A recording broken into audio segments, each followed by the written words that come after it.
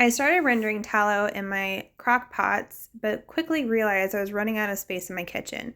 So what I'm doing is opting to put the tallow into a large, heavy bottom stock pot to finish rendering it.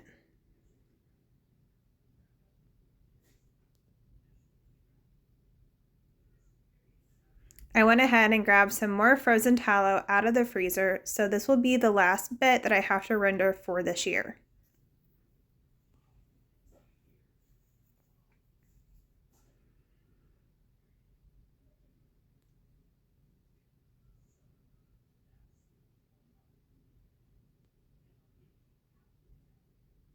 Whenever you're adding frozen tallow into hot tallow, be careful not to splash anything.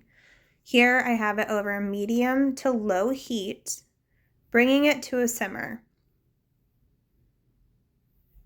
Make sure you continue to stir it, that way nothing gets burnt or stuck to the bottom of your stock pot. You don't want your tallow to get burnt. You want the cracklings to come to a golden brown color before you actually remove them. You can make those into croutons, add them to salads. I'm pretty sure, I could be wrong, but it would be the same thing as a pork rind, I think. Here I'm using a stainless steel colander and a stainless steel bowl with a tea towel to filter out all of the bits. You don't want to leave any of the bits in there. You want to have the tallow as pure as you can get it.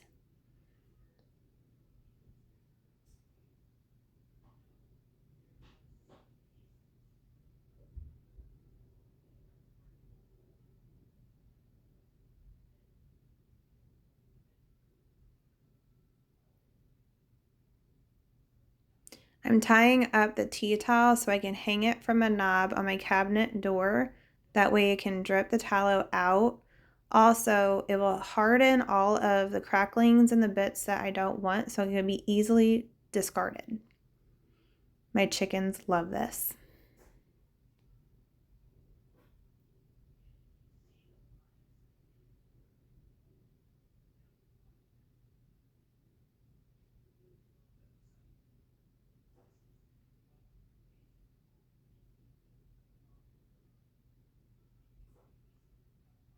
While you have it hanging, please make sure there's no children near or in the kitchen because the tallow is still very hot.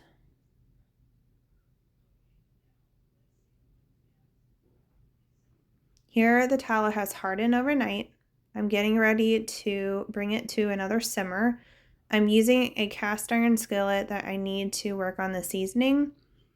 I just recently found it from a flea market, so I'm bringing it back to life.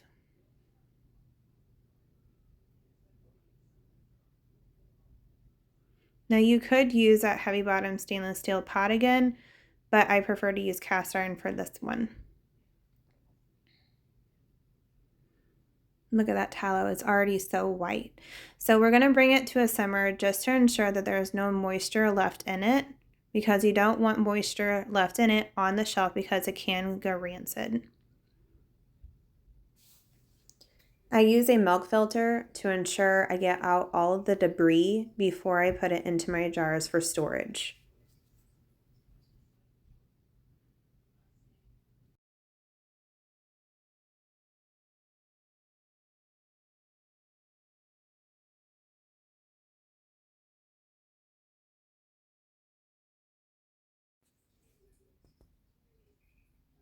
So instead of straining into my jars directly, because my house is cold this morning and you don't want to put cold and hot together because you can break some jars, I'm actually straining the tallow into a stainless steel bowl to chill for a little bit before I start putting it into my mason jars.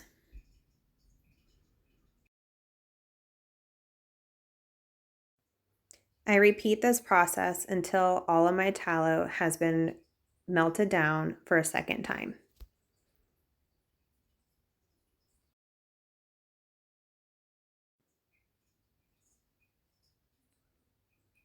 This is why I use a milk filter. You see those little bits in there, that discoloration? I want that pure white tallow. I can either use it for cosmetics, body butters, salves, hand lotion, chapsticks, or just for cooking.